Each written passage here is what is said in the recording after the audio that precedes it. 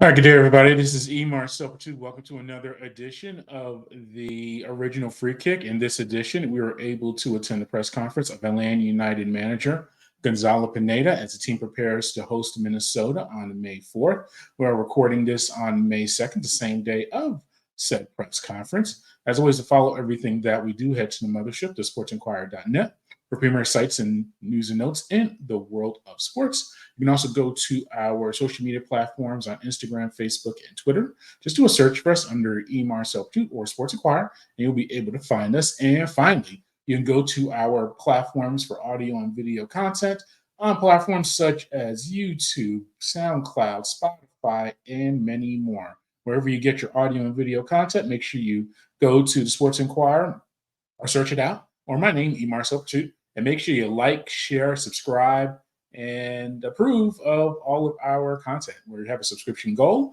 that we are trying to meet, so it's always appreciated that we can get that feedback and interaction. As I mentioned, I was able to attend the press conference of Atlanta United manager Gonzalo Pineda as the team gets ready to face and host Minnesota United FC on May 4th. The press conference begins with his thoughts on the Columbus Crew reaching the finals of the CONCACAF Champions League, and then he delves into a breakdown of all things Atlanta United at this stage of the season. Enjoy. Derek and Jamal. Yeah. Are they out? Jamal had an early session. Okay. With the fitness coach, and then they're the same. Continues with the rehab process. So they're questionable. Are they out? Probably both are out. Both are okay. Columbus beat Monterrey last night to advance to the CONCACAF Champions. They did? Whatever. I know you were probably watching that game. You probably watched it twice already. No. But what is Columbus doing so well that's enabled it to have this sustained success for the past few years? Well, they have a lot of good things. I think their style is really good. They have good players. I think they understand that having the ball and managing the spaces and creating spaces for others, is productive. I think they do that very well. I think their build-up is very good. So then it's really difficult to press them. And with the skillful players they have in behind, if you don't press them correctly or coordinatedly, the players in behind kill you. So it's a very good team. I mean, you played them 4 consecutive times in last season and the first game of this season. Are they a hard team to scout, a hard team to prepare for?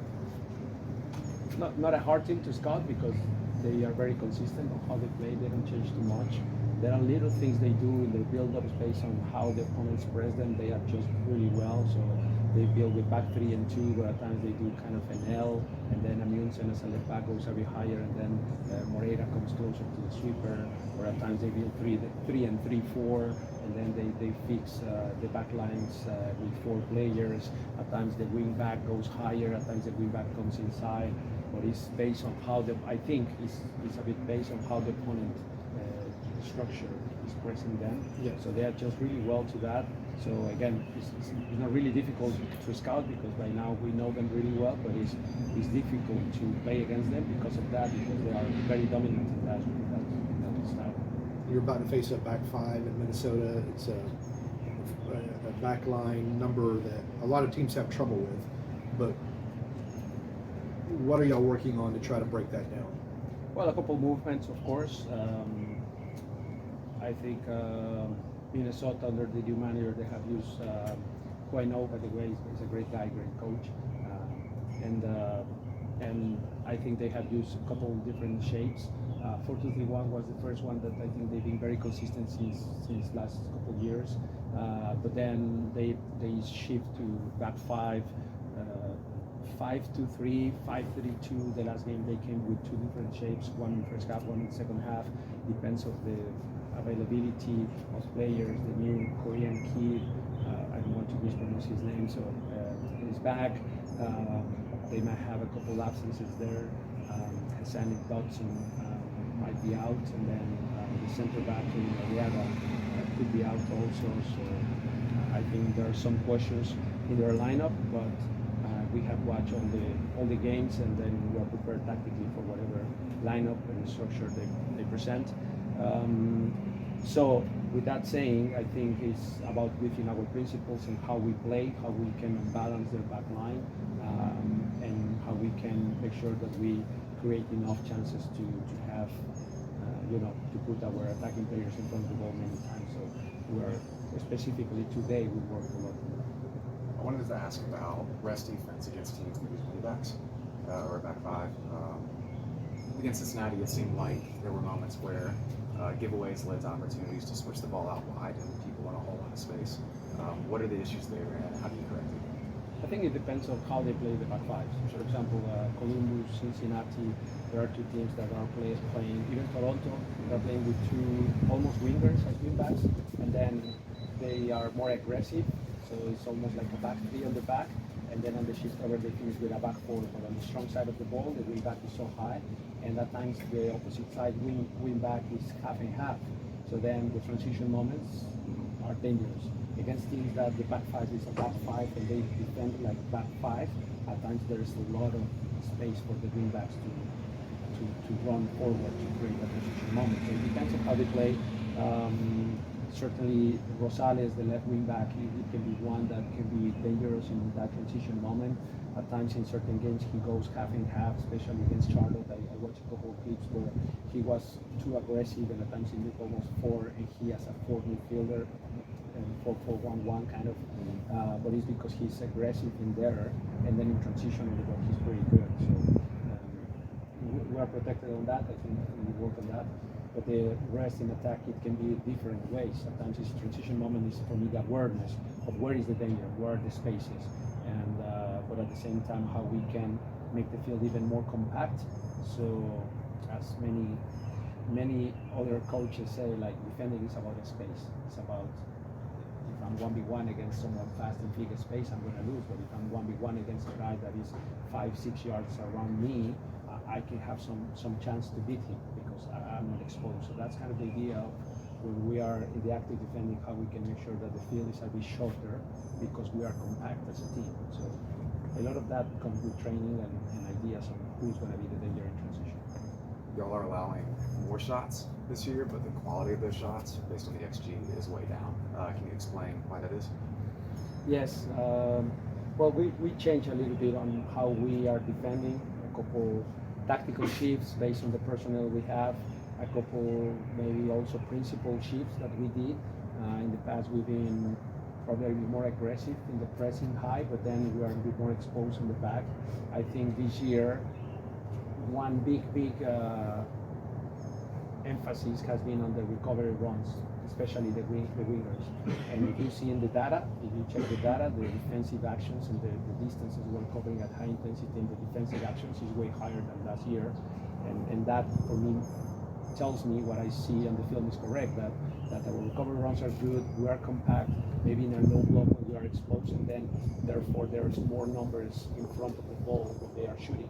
So actually the number of shots that we're blocking is super high, we're top of the league on that. So that is a good point, but do we really want to continue defending that amount of shots?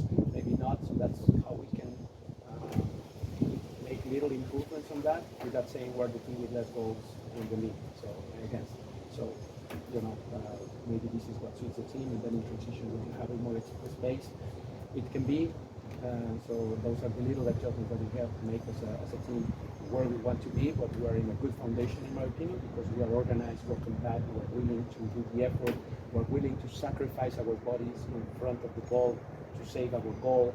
So that's great, it's amazing, but let's see if we can do it 20% less than we are doing.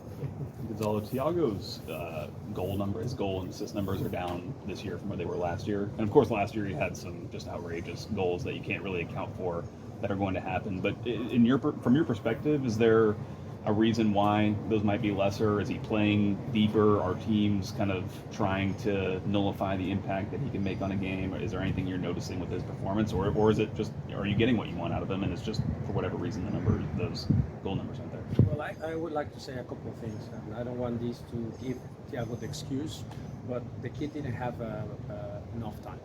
He was with the national team the whole time, and He was exposed to a heavy load last year, and then this year he was even more. Since the World Cup, he hasn't had really a good period of time where he can rest, not just physically because he's a machine. He plays every game, but mentally, is he fresh enough to make good decisions? Is he fresh enough to make the right pass, the right ball?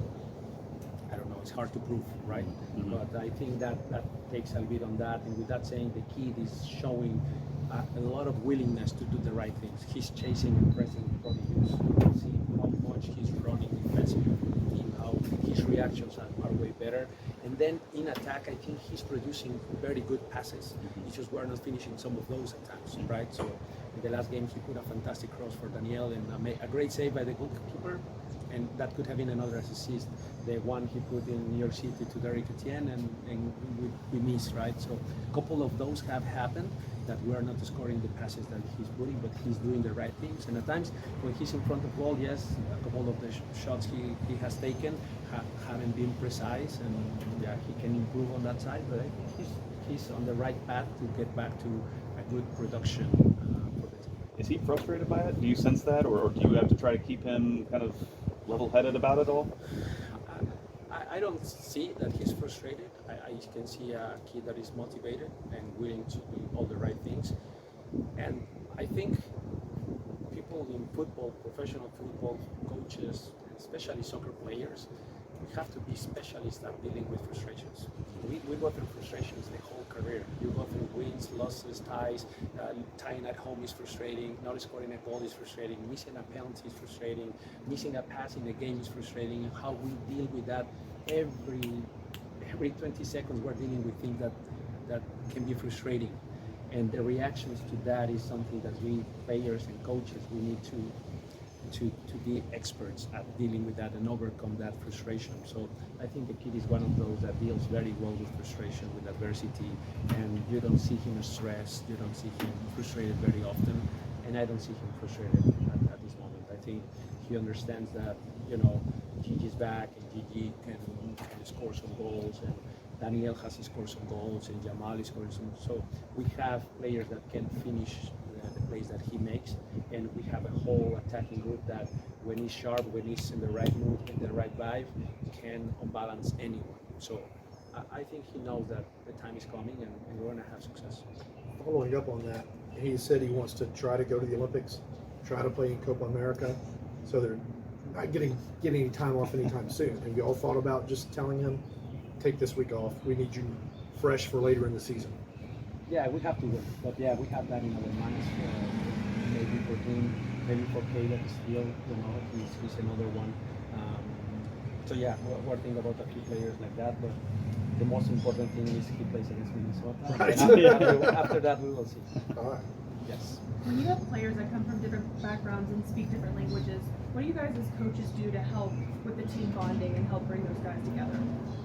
Well, number one is making them feel welcome, and I think the team in general, the players do a great job on that. Starting with the captain, Brad, is so welcoming. He's always looking for everyone and looking at everyone being okay.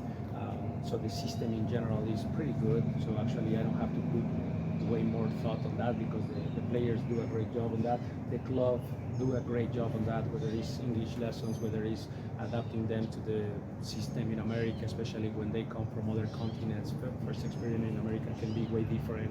Insurance, cars, rental of the houses, all these things, commute, like no public transportation, like in all the areas like available. So for some of them, especially the guys coming from Europe, can be very different. So we try to do our best as a club to make them feel good and okay with everything off the field, so then they can just think about the on-field situations. Caleb said he's encouraged about not having the goals not coming in the last couple of stretch of games, and that he believes they'll eventually come. Do you believe that as well, that you have the talent in place, enough offensive talent where if you guys keep doing the things that you've been doing, that those goals will come eventually? Yes, I completely agree with Caleb and with everyone. I think we all see the potential we have. I think we're creating the chances eventually. I understand the last 3 games haven't been the result that we wanted, but in the 3 games we created way more chances than the opponents. And you can say that 2 out of the 3 had been very dominant in in the leagues the last couple of years, and they are dominant even now. So I think the performance has been okay. Can be better, yes, but I think it's been okay. In the 3 games, I think we created more expected goals, better chances than the opponents, and we just need to finish a couple of those more, and the story is completely different. Then the confidence will come once we start to win a couple of games in a row with some goals. I am sure that we have enough quality to continue with that theme of being an attacking-minded team and a team that can unbalance any opponent. So I think it's a matter of time, and I hope this can start this Saturday. You mentioned the defensive record. I wanted to ask you about Luis Abram specifically. With Williams out for a long period of time, just how important has it been to have that steady presence of Abram coming off the bench and being in the form that he's in? No, it's been amazing. I think it's been great. I mean, also saying that Derek was outstanding in the first couple of games where he was playing, especially with his leadership and his vocal presence. Because yes, physically he's huge, but he's always talking and organizing everyone in front of him, so that's helpful. But in a different way, Abraham is leading the back line with his presence and his actions, and with his pressing. He's being way more aggressive. Is something that I always ask for him, and he's doing exactly that, especially off the ball. When he's stepping in areas normally he wasn't, and now he's way more aggressive, regaining more balls, blocking a lot more shots this year. His passing is way more aggressive, and so he's making big steps. And so it's been very good to have Luis Abram at this caliber, and I hope he can continue with this type of performances. How much does it help you to have Abram stepping up, Pop stepping up, now Morales getting a game and a clean sheet, 5 center backs competing for 2 spots? Yes, I think it's been great. Kudos to the kids, kudos to the academies too, because 2 of those come from the academies. And the story from Efrain I didn't know. He told me that he's been here since 11 years old.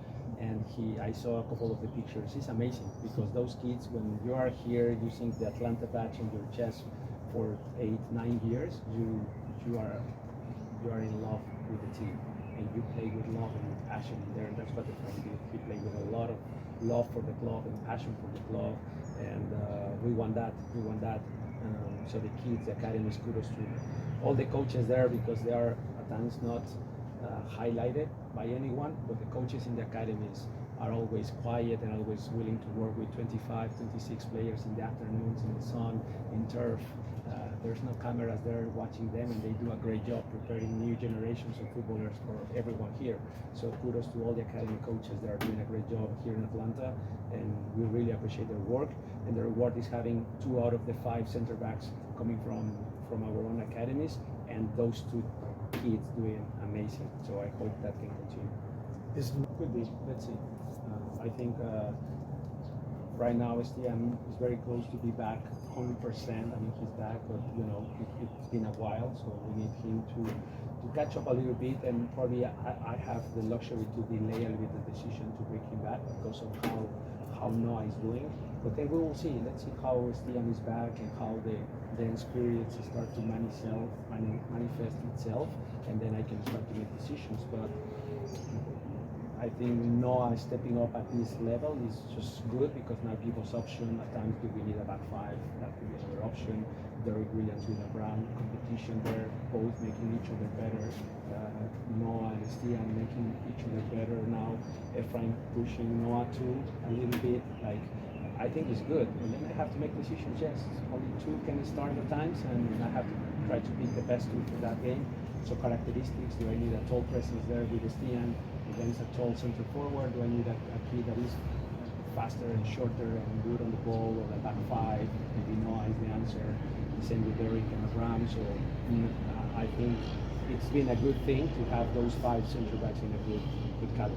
But him having to come out at halftime 2 games ago, late scratch last week, that's what I was referring to. Is that affecting whether you can start him if you're not sure? No, okay. I misunderstood the question. I thought the good has been showing. No. He's been playing fantastic. Yeah, I'm sorry. But, so no, because it's not his fault. It's nothing he can do with that. Actually, it's not related one to the other. Right. And it's just lucky for the kid, but that doesn't erase all the good actions he had on the field. So for me, if you don't lose your position on the field, you don't lose it. And that was Atlanta United manager Gonzalo Pineda breaking down a lot of things going on with Atlanta United as the team prepares to host Minnesota United FC on May 4th. We will be at that contest and provide post-match analysis and much more. To see all of that or hear all of that, go to the sportsinquirer.net, premier site for news and notes in the world of sports. You can also go to our social media platforms at Instagram, Facebook, and Twitter. Just look us up under Sports Inquirer or eMarSuper2. And finally, you can go to our other platforms that you can listen and hear our content on YouTube, Instagram, Facebook too.